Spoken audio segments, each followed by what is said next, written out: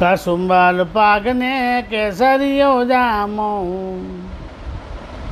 કસુંબલ પાકને કેસરીયો જામો, અરે નીરકી નયન નો ચાળો, અરે નીરકી નયન નો ચાળો રે મારે મન માયનો રે મોહન મોરલી વાળો,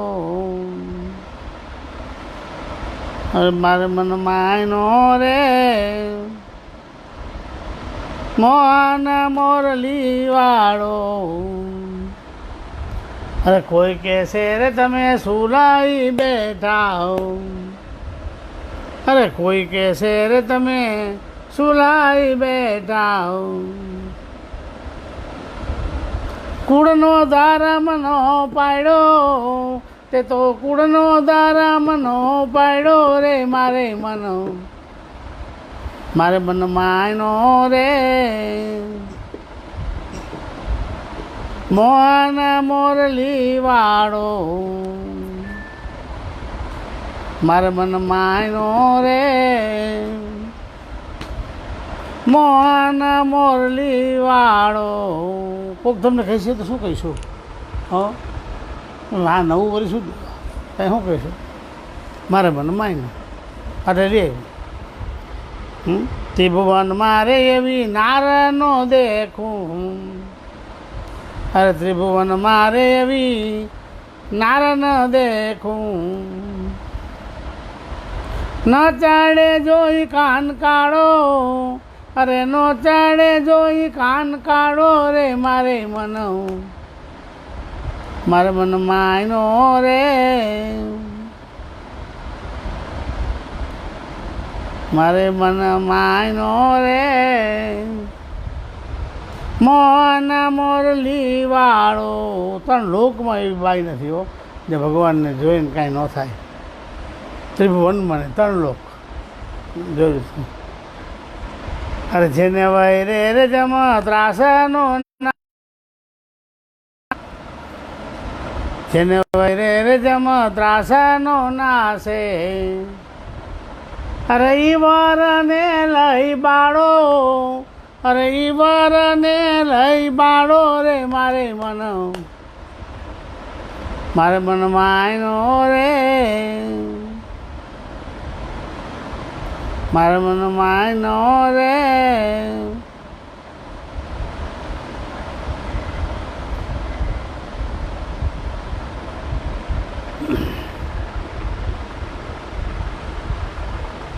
એવું વિચારીને લાડકડી લક્ષ્મી,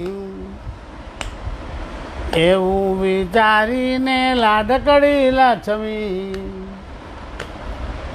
અરે વૈરી મોહન મર માળો, એ તો વૈરી મોહન મર માળો રે મારે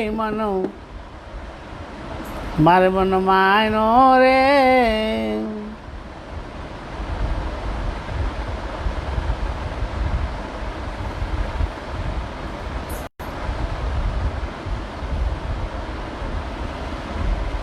જેને વૈરે જમ ત્રાસ ન જાય એવા વરને યારે પૈણીને શું કરું? પૈણીને એવાને પૈણી કે એને જમની બીક લાગે એવાને પૈણી તો એવાને પૈણીને શું કરું? એના કરતાં તો કુંવારું રહેવું સારું. હા એવું નક્કી કરું મારે કુંવારું રહેવું છે. જોયું તમે આવું બધી વાતો સાંભળે ને લક્ષ્મીજીનું મન ડગી ગયું. આ એ છે ને ભગવાનને લઈને ભાગી ભૈરી મોહન માળો. મુક્તારે નંદ મોહન વર મળતા હો, મુક્તારે નંદ મોહન વર મળતા હો,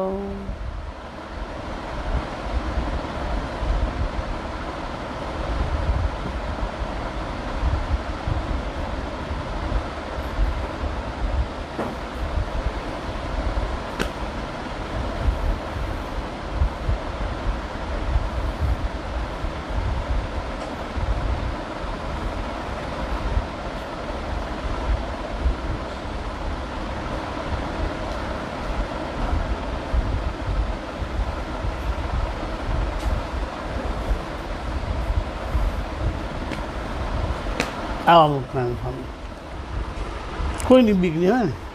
હા, ભગવાનને યાર એવો મેળ. અને આપણે તો બીને મરી જાય. હા, આપણે તો બીને મરી જાય. તમે વિચાર કરો.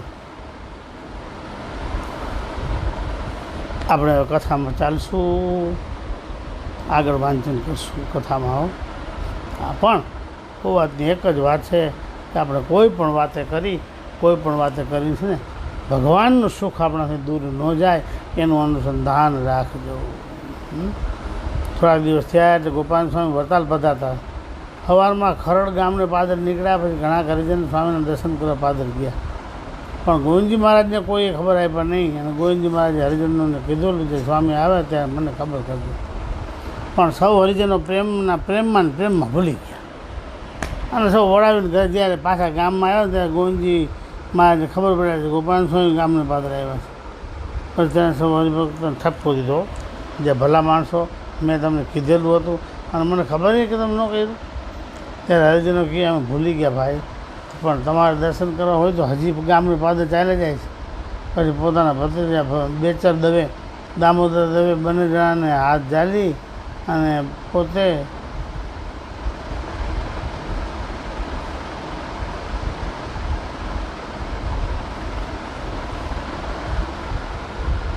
જો વિચાર કરો. હો,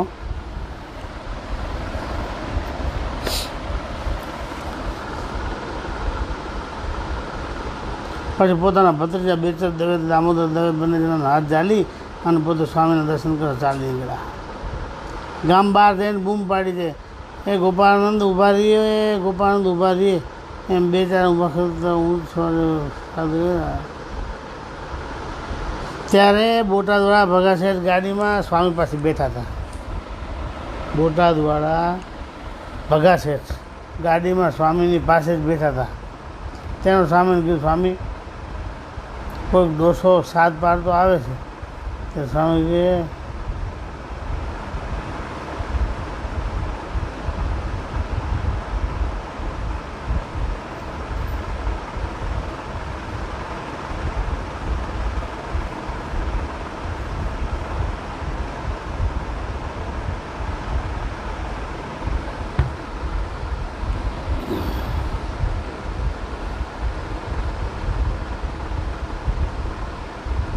ત્યારે સ્વામી કોઈક ડોસો સાત પાડતો આવે છે.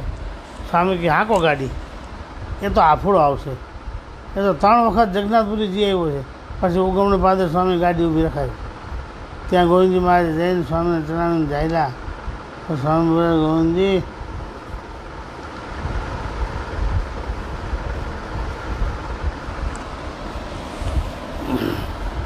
સ્વામી કે જાવ દે, આફુડો આવશે. મોટાને કંઈ ગરજ ન હોય. હા, મોટાને કંઈ ગરજ નહીં હોય. કાલે ઊભા રહીને આવશે, એને કાંઈ પડી નહીં. જો આવું થાય ન કાંઈ નહીં, પછી આવું. ચલો પછી સ્વામી ગાડી ઊભી રખાય ત્યારે ગોવિંદજી મહારાજ જઈને સ્વામીને ચડાવીને જાય. સ્વામી બોલે ગોવિંદજી મહારાજ તમારા જગન્નાથજીએ કલ્યાણ ન કર્યું. ગોવિંદજી મહારાજે જગન્નાથજી ઉપર બહુ છે ને હતું, એટલે કીધું જગન્નાથપુરી 3 વાર ગયો હતો. હરેશ મહારાજ બોલ્યા છે કે તમારું જગન્નાથજીએ કલ્યાણ ન કર્યું, તે મારી પાસે મોકલા. ત્યારે ગોવિંદજી મહારાજ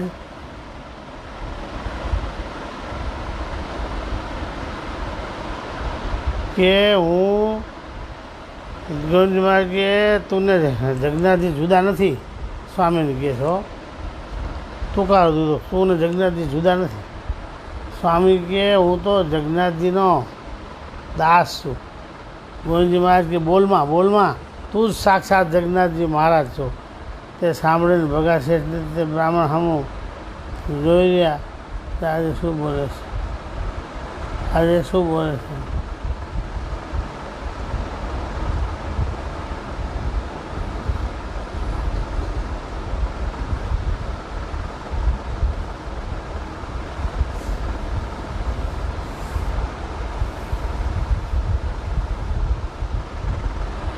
તે સાંભળીને ભગાશેઠ તે બ્રાહ્મણ સામું જોઈ રહ્યા છે, આ શું બોલે છે.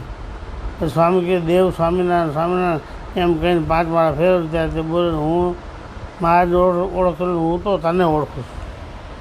હા જો તને તે તારું ભજન કરીશ પણ સ્વામી કહે મારું ભજન ન થાય.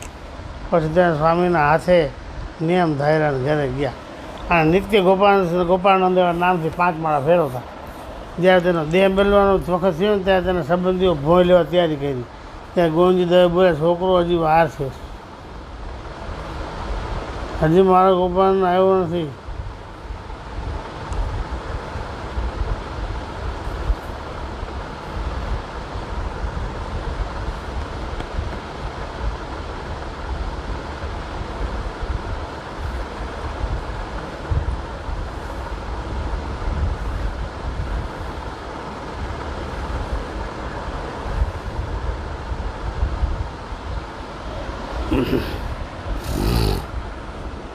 હજી મારો ગોપાળાનંદ આવ્યો નથી. જો તમે ભોંય લેવાની તૈયારી કરીને ત્યારે ગોવિંદજી દવે બોલ્યા છોકરો હજી વાર છે, હજી મારો ગોપાળાનંદ આવ્યો નથી. મારા દીકરી હજી વાર છે. બોલો ભોંય લીધાથી મારા ગોપાળાનંદ નથી આવ્યા. પછી ઘડી થયું સ્વામી દર્શન દીધા. ત્યાં ગોવિંદજી મહારાજ સૌને કહ્યું છોકરાઓ ઘીનો દીવો કરો અને આ મારો ગોપાળાનંદ આવ્યો છે એમ વાત કહી. અને અંતે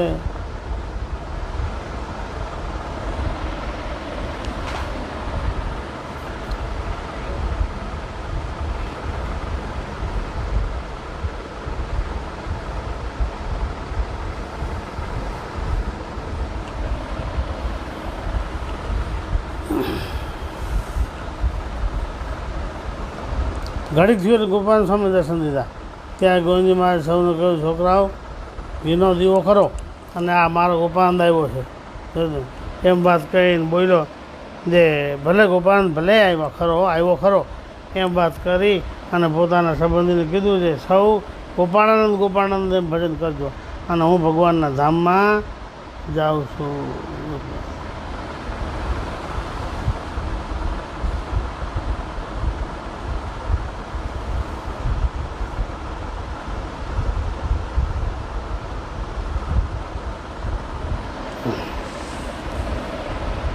હું ભગવાનના ધામમાં જાઉં છું એમ કઈ નંકો દઈને ધામમાં ગયા.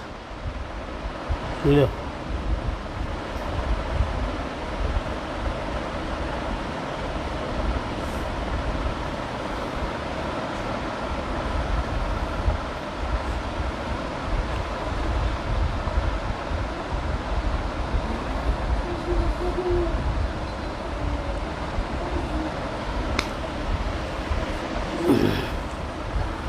રોજકા ગામમાં કોઈ ગોપાલ પધાર્યા હતા અને સૌ હરિજન સ્વામી દર્શન આવ્યા. શિવશંકર ભટ્ટ જરાક મોડા આવ્યા હતા. સ્વામીએ તેમને કીધું કેમ શિવશંકર મોડો આવ્યો? શિવશંકર કે સ્વામી હું જન્મગરના પાઠ કરું. સ્વામી કે શા માટે પાઠ કરો છો? ત્યાં શિવશંકર કે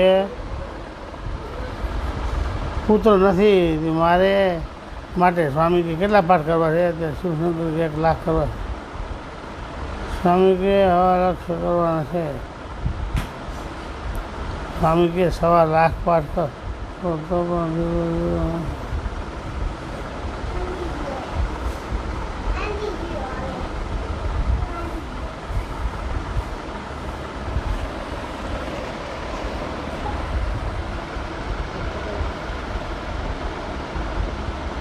સ્વામી કે 1.25 લાખ પાઠ કર ને તો પણ તારો દીકરો નહીં થાય.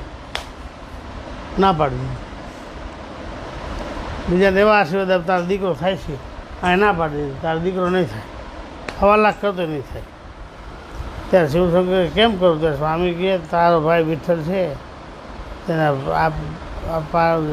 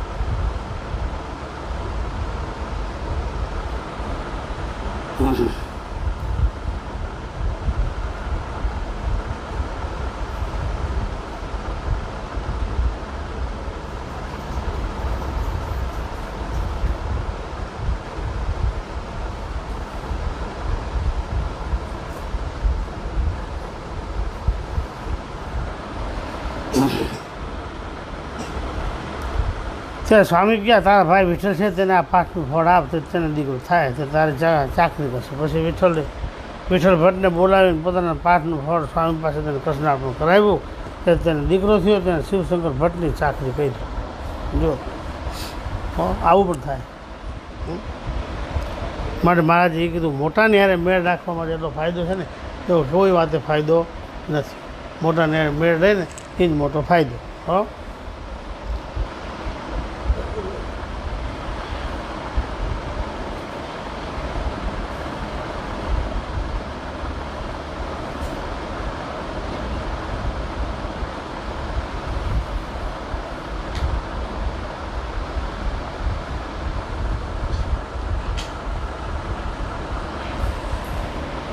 એક વખત રઘુજી મહારાજ ગોપાલ સ્વામી રોજકા પધાર્યા. ત્યાં એક બ્રાહ્મણનો દીકરો માંદો હતો. તેને જોવા સારું સ્વામી પોતાના ઘેર તેડી ગયા. પણ સ્વામી ત્યાં જઈને તેના ખાટલા પાસે ઊભા રહી માથું ધોણાવ્યું. પણ સૌ પાછા મંદિરમાં આવ્યા. ચાલતી વખતે તે બ્રાહ્મણે સ્વામી પૂછ્યું, સ્વામી તમે છોકરા આમું જોઈને માથું કેમ ખોદતા ધોણાવે? તો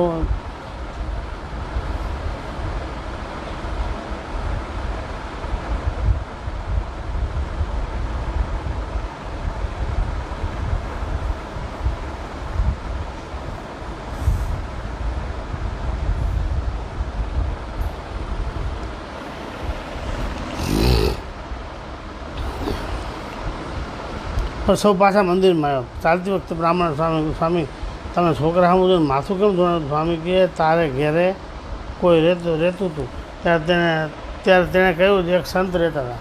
ત્યારે સ્વામી કહ્યું તું ઘેર નહોતો અને સંત દેહ મર્યો તેને તારામાં વાસના રહી ગઈ.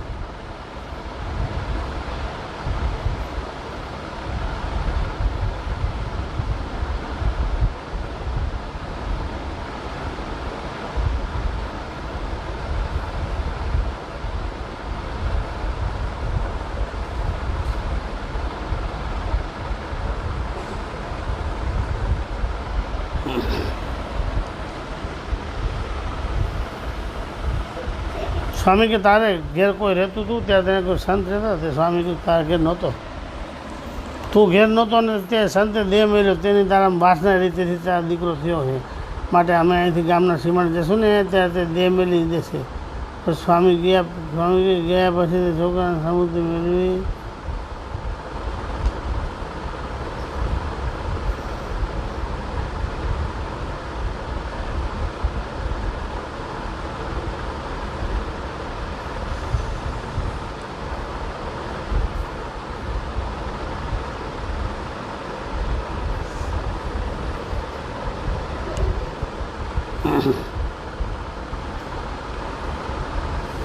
માટે અમે અહીંથી ગામના સીમણે જશું ને ત્યારે દેહ મેળવી. પછી સ્વામી ગયા પછી તે છોકરે દેહ મેળવી દીધો. જો